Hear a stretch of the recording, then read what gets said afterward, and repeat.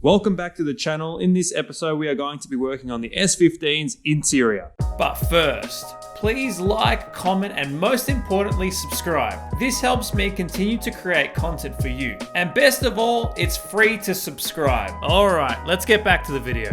So it's definitely been a minute. By a minute, I mean maybe a couple weeks since I last looked at this car. The battery is still on charge, so we definitely need to address that. I'm going to be taking out the battery anyway. I feel like when you are pulling things apart in the interior, I think it's safer to take the battery out, just in case, you know, the airbag goes off or, I don't know, something fucks up, something happens. So you'll notice straight away that the interior is very clean already. Not up to my standards though, so that's why I'm going the extra mile to make this thing look a little bit nicer. There are some faded trims, there's a bit of detailing that needs to be done. To be honest, this car hasn't really been cleaned to high detail, especially changing hands. You know, a lot of people putting their hands on things, it gets a bit disgusting after a while. It's not a very nice feeling that someone's put their hands all over your car.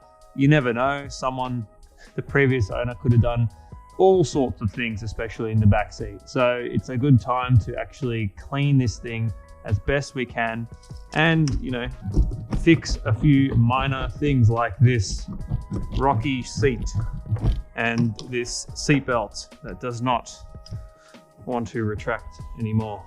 I've got a little bit of oil on my tools from last time. Looks like it's leaked out. And you're probably wondering, why am I using a sock to clean things? Well, this is not a dirty sock. This is a clean sock, actually. It's called a rag. You can buy these things, especially in Australia, they're called rags in a bag. Now, I was hopeful that the bolts are just loose for this seat, but it doesn't seem to be the case. It looks like it's actually off its rails. So I'll take that out and we'll have to investigate a bit more to see what exactly is going on here.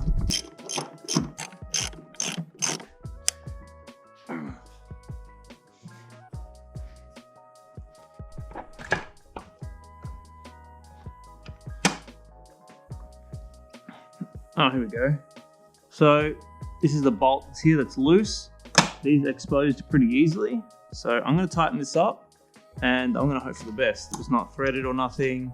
It just tightens up. All right, cool. It's tightening. Wonder how that came loose in the first place. It might actually need some thread lock. It is a seat at the end of the day.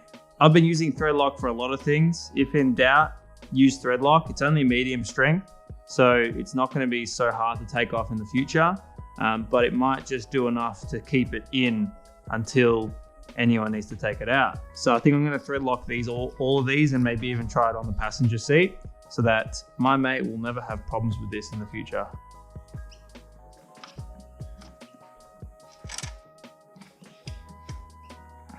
This seat is now done. It no longer rocks. So we've now tightened up the bolts, and I'm going to get the other one out just to do the exact same thing and make sure that that's also tight. Then we're going to clean up these seats. They look clean. However, I've got a vacuum extractor and I don't know how old these seats are. Maybe these seats are 5 years old. Whoever sat in them probably farted in them heaps. Maybe I have too. I'm not going to admit anything, but what we're going to do is I'm going to clean them with the extraction vacuum, and it should be able to take some of that grime out and all those farts in those seats so that it looks a bit better, smells a bit better, and it probably brings up the bolstering a bit more because bolstering can wear off. I'm not sure if any of these things are actually true. I'm just sort of telling you what I think, but I'm going to clean them. That's all that we need to know. Oh, this one's loose. How good's that? This is where thread locker comes in handy.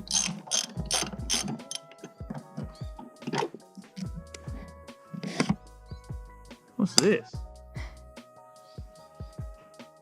Oh, wow.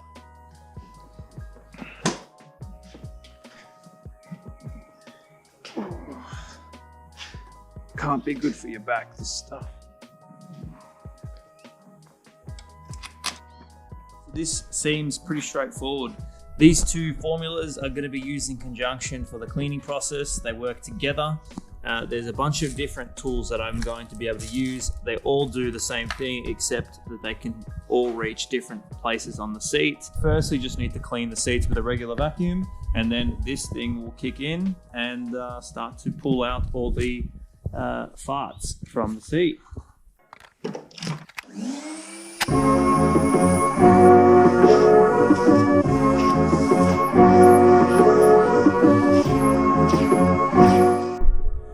We're getting there. I can see that there is still a lot of dirt stuck to the seat that is not coming off with the vacuum on its own. So I'll need to brush that out so I can release it, and then hopefully the vacuum can pick it up before we start extracting.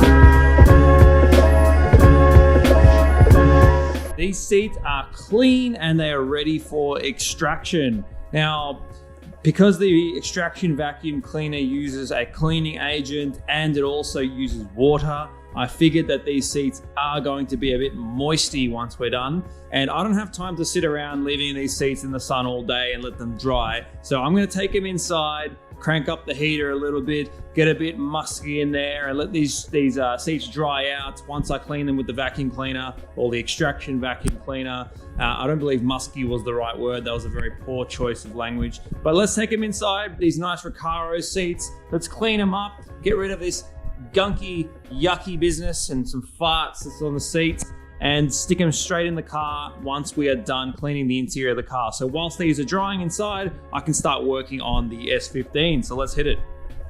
Welcome to the office. This is where all the magic happens. I've got my Recaro seats right here. This is a good spot for me to work. This room gets really hot. The sun shines through that window when it's open, and also I've got some central heating that I can pinpoint the heating here as well. I'm going to start learning how to use this thing right here. I believe I'll have to fill this part up with water, put some solution in there, and we'll give it a crack. So let's see what happens. My past leaves a trail of heartbreak. Careful where you step, the pieces are broken. These days have water, my hands have been soaked in. I used to be the corner store thief, now my heart has been stolen. She say time will heal anything.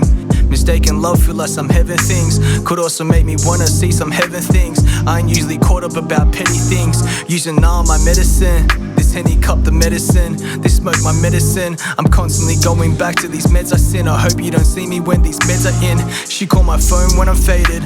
She the reason I'm faded. Don't blame her when she hang up. Second seat done. Now it's time to crank on the heater.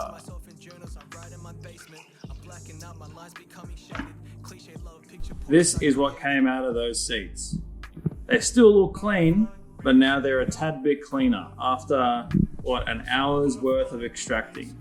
This is gross. We are back out to the garage and we are going to start cleaning the interior. Not we, I am going to start cleaning the interior. So the plan is to start on the carpet areas, move on to the plastics and the leather areas. I might even have to take out the back seats. Worst case scenario, I do want to check out what's going on with the passenger and driver seat belts, if I can get down to the mechanism, and it looks like I have to take things apart to get down to that. But when I'm done with this car, you should be able to run your tongue over the carpet areas and the leather interior. Not that I'm going to do that at any point. I don't care if anyone wants me to do that. I'm definitely not doing that.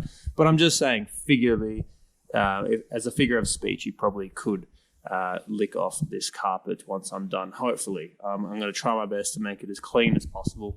But I'm going to grab my cleaning brushes out and we're going to start vacuuming this thing before I start detailing the interior. So let's do it. Out we go.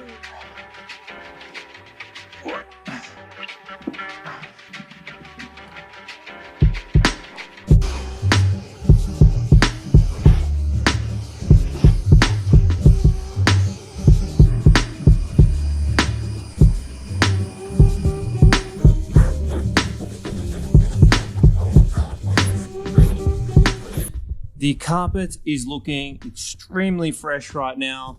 We only have a few minor blemishes, dirt that doesn't come out of the carpet. Now I can go a step beyond this and use the extraction vacuum to make this a bit cleaner than what it is now. I can get some of the dirt out that doesn't come out with the vacuum, which is stains or whatever it is.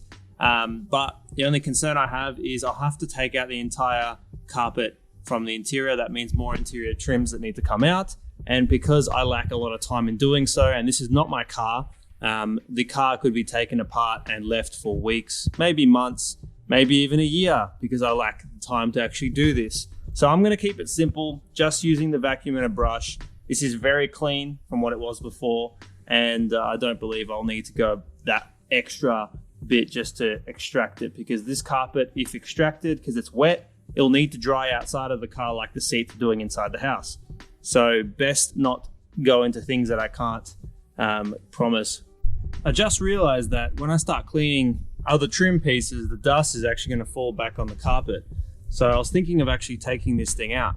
And oh man, it comes out so easily. This is like Lego. I just pop this out, I just pop that out, and then this thing pops out. So I think there's a few screws, screw here, I think there's a screw in there, and I know there's screws behind here. So I should be able to take this part of the dash out. Not the dash, the center console. I should be able to take this part of the center console out, making it easier for me to clean outside of the car, and maybe this part as well. We'll see. But it will definitely allow me to clean behind or underneath here as well. So let's give that a go. As it turns out, this flare that I found in the footwell is actually a requirement in Japan. So cars in Japan are required to carry a red flare for emergencies. So apparently it's quite common to have a flare in your footwell of your old JDM car. There you go. I thought it was literally unrelated. I thought someone had installed that themselves, but there you go. Now we know.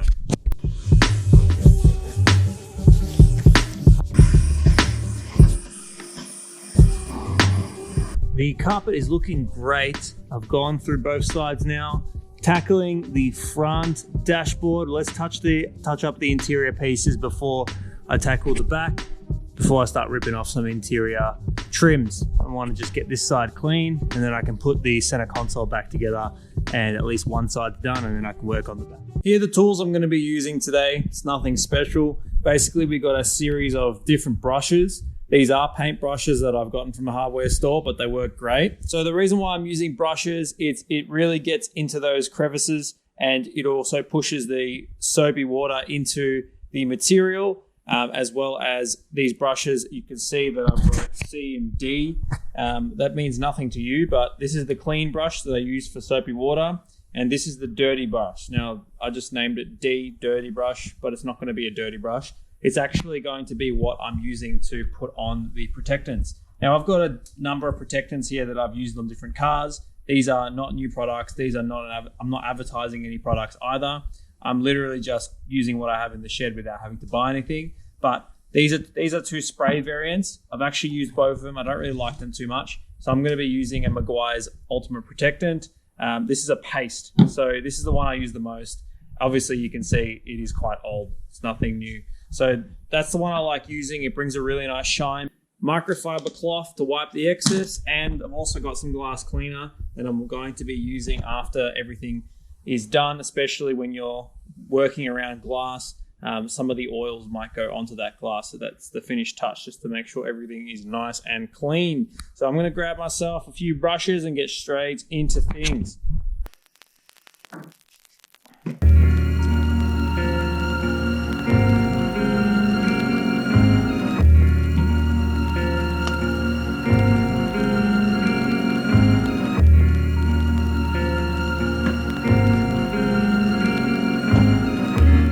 There's definitely a shine. It's definitely looking a lot better. I did remove a bit of dirt with the soapy clean, and I don't know, maybe there's a difference compared to the other side that I haven't done yet.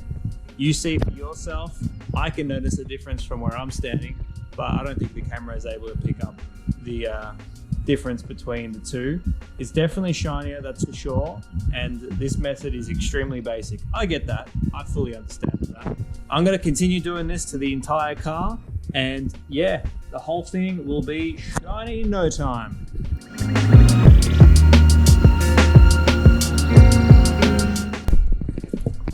This is really bothering me.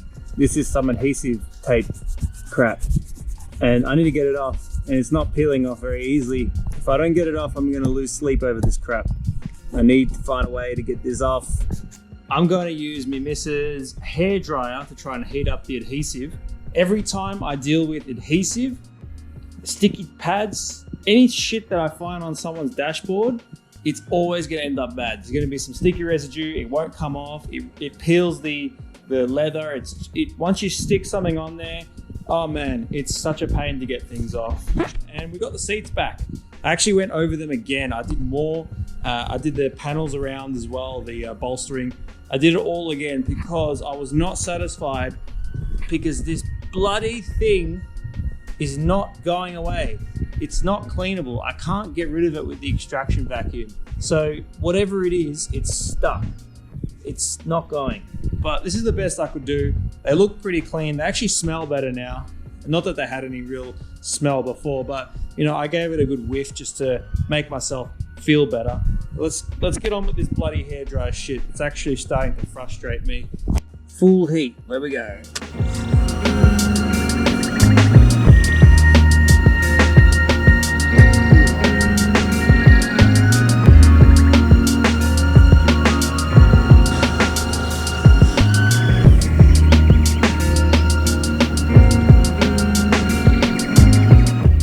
Considering that thing was probably stuck there for a number of years, it's not sticky. You can see an outline that would be from the sun because that particular area was covered for a long period of time.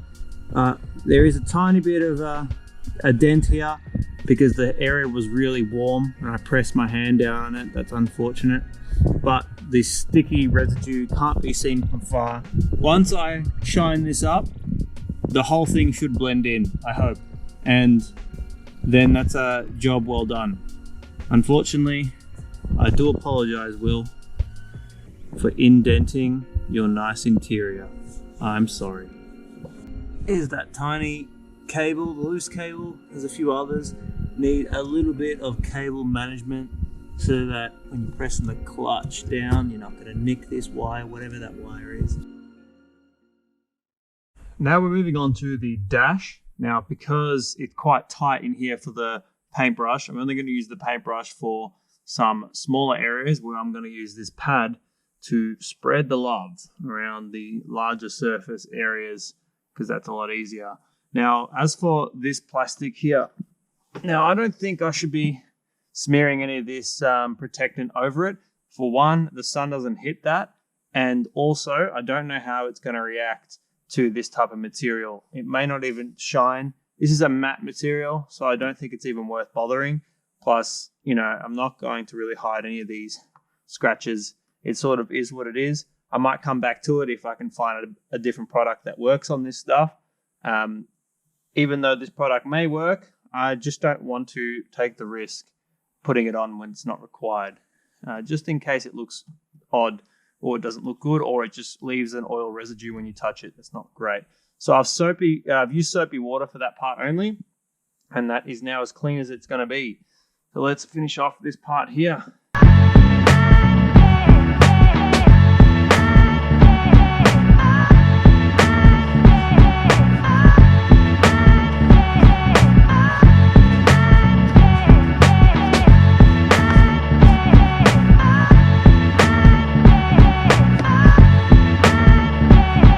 Now for the steering wheel, I have to be very careful not to get any of the product around the steering wheel because then the steering wheel will become really slippery.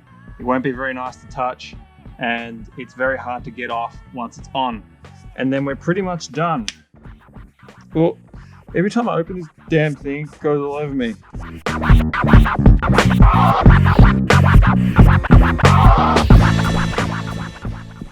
All right, so that is basically all I could fit in for today. I've put everything back in the car because when I like to close up the garage, just to make sure that nothing gets wet or nothing gets more dirty than what it was, I'm putting everything back in the car. So the seats, just nothing bolted at this point. I throw everything in the boot, all the trim pieces, and so they stay clean. So when I come back here next time, I'm pretty much just taking them out and continuing where I left off. So there is so much more that I actually need to do just to give you an understanding. On the next episode, I want to cover things such as I'm going to take off the steering wheel and realign it. I'm hoping to do that from inside the car rather than go back underneath and adjust the column again. So I'm going to remove the steering wheel, hence why I took the battery out for all this stuff. I'm going to be cleaning and reinstalling the center console. I'm going to be also looking at the seat belts mechanisms. That's why I'm going to pull those trims off to see what's behind, see if we can fix them.